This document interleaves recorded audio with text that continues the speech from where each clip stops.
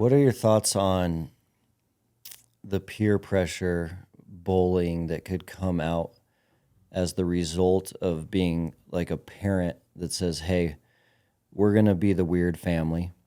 If you're at school as like a 16-year-old girl and you have 100 kids in your class now, 99 of them are going to have a phone and you're not going to have a phone. It's hard, man. It's hard.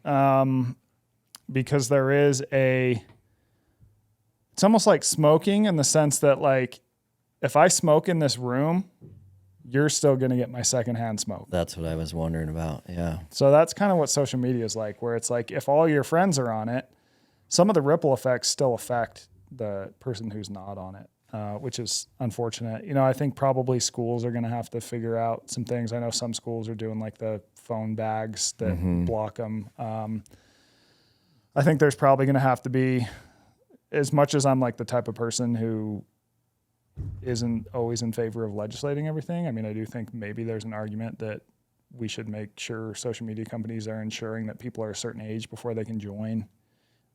Yeah, there's a lot of things out there. There's a guy whose name is Jonathan Haidt who talks a lot about this. There's a book, I forget the name of his book, but yeah, he's got a lot of good ideas around it that I mostly agree with. And I think it's one of those things, like you get people who are, you know, who will argue against it and they'll be like, well, the data says this and that and that. But I think a very simple test is like, go up and ask anyone, do you want to spend more time on your phone?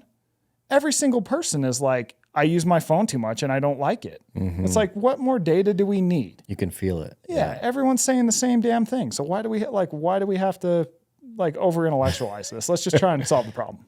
Is the research indicating that the addictions we have to our phone is the same addiction we would have to drugs or alcohol? Is it the same psychological impact? Well, I think that it depends on how you define addiction. In my point of view, I basically define addiction as simply like any behavior that hurts you in the long term. You're getting reward or escape in the short term, but is then affecting you in the long run. So that means it's really a spectrum though, right? So like there's all these kinds of behaviors we do every day that sort of fall into that spectrum, but it's like not that big of a deal. It really becomes when you're consistently taking this short-term reward over and over and over, and it's really impacting you in the long run. So it's like, you know, a drug addict, you might look at it makes sense from the person who's addicted's point of view. That's something that I think we often miss.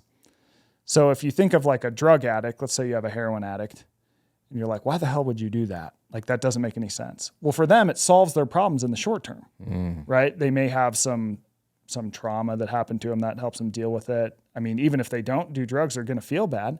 So if they use drugs in the short term, like it's rational because it's fixing their problem. Only in the short term though. And in the long term, it's causing all these bigger damages.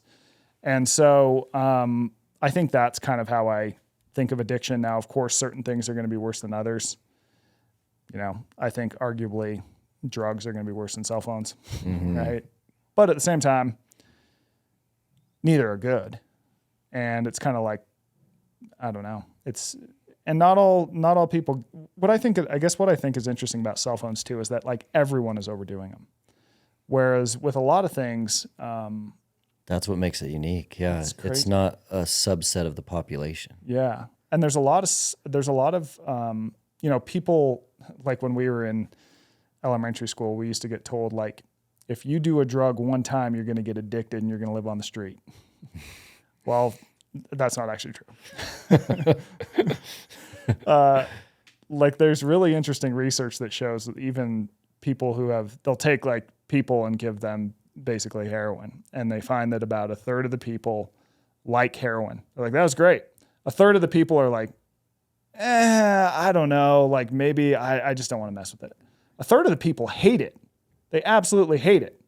And so then what happens is if that third of the people who like it continue to do it, I think it's about 15% of them will get addicted to it. I could have the numbers wrong, but it ends up being like a 6% addiction rate. So really like not everyone gets addicted to different substances. Possibly genetic, possibly environmental, all these things. But what's fascinating about cell phones is like everyone probably uses their cell phone too much. It's just like, how much is too much for that person, right? That is really interesting. Yeah. Because you don't have a subset, and you don't have the in your face obvious ramifications of phone addiction that you would of drug addiction. So if someone is on heroin at work, it's going to be obvious to you and all the other people in that work environment of that addiction causing damage, where phones, the damage could be much more hidden. Yeah. And the other thing is, like, you kind of have to use a cell phone today. You need Google Maps. Literally, you have to have a cell phone to get on an airplane now, right? Yeah. So you have it, but it also has these parts of it that are addictive. It would be like if every time you eat, you had to do heroin, right? It's like, well, of course we'd have some people that get addicted to it. So I think that's the part of the thing is, like, we have this thing that has clear utility with things like Google, with things like Onyx Hunt, right? Yeah.